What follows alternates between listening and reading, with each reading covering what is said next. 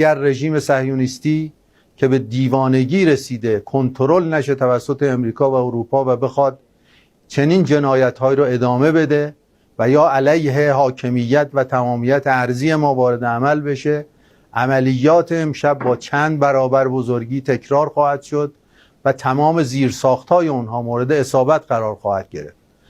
مردم اونها مورد هدف قرار نگرفتن، در حالی که این کار کاملا امکان پذیر بود.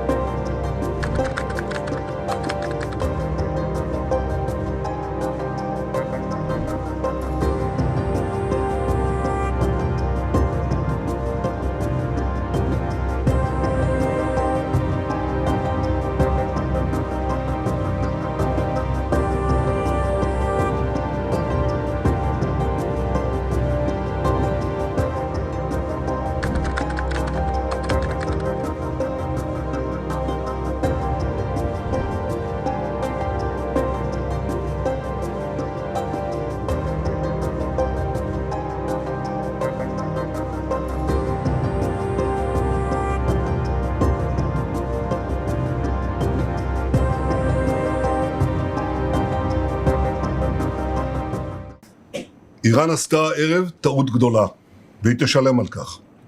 המשטר באיראן לא מבין את נחישותנו להגן על עצמנו, ואת נחישותנו לגמול לאויבינו.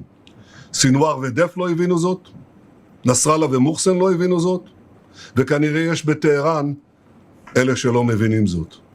הם יבינו. נעמוד בכלל שקבענו. מי שתוקף אותנו, אנחנו תוקפים אותו.